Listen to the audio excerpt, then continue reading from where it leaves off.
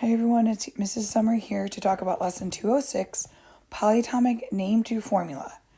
So the goal is to write the name of compounds with polyatomic ions given the formula. Recall from our previous lesson, polyatomic ions are groups of atoms that have a charge.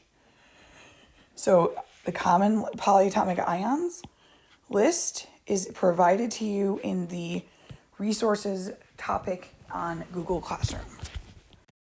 So given the name, write the formula. The rule number 1 is write the symbol and the charge of the first ion.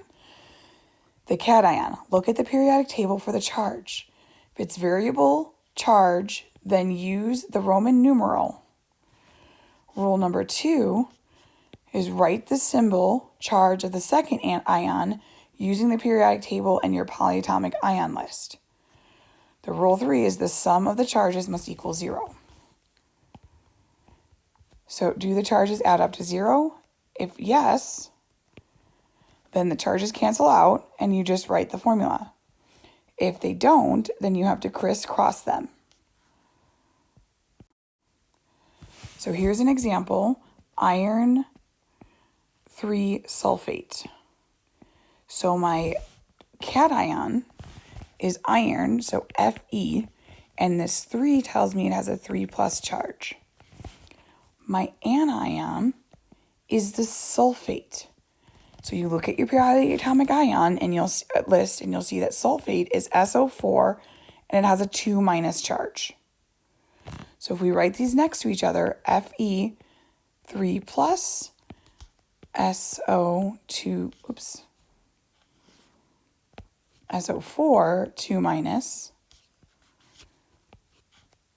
and we crisscross our charges, we're left with Fe 2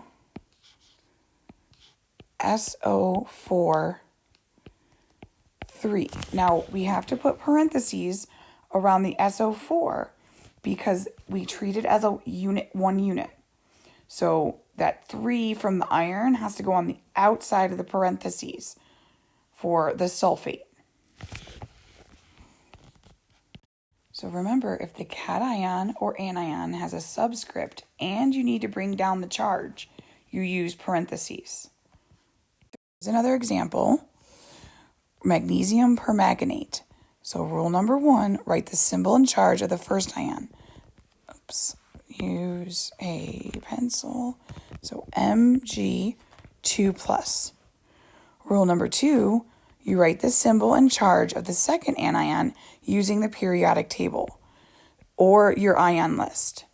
So permanganate is a polyatomic ion, and its formula is permanganate anion is MnO4 and has a -1 charge. So we're going to rewrite ours next to each other. So Mg 2+ MnO4 -1. So we're going to crisscross, and we're left with Mg. We don't have to write that 1. And then MnO4 and 2. Remember, we write the parentheses when we have to crisscross and our polyatomic ion has an overall charge so that we can keep our polyatomic ion together in the formula because we don't split up polyatomic ions ever. Here's a much nicer way of writing the work we just did.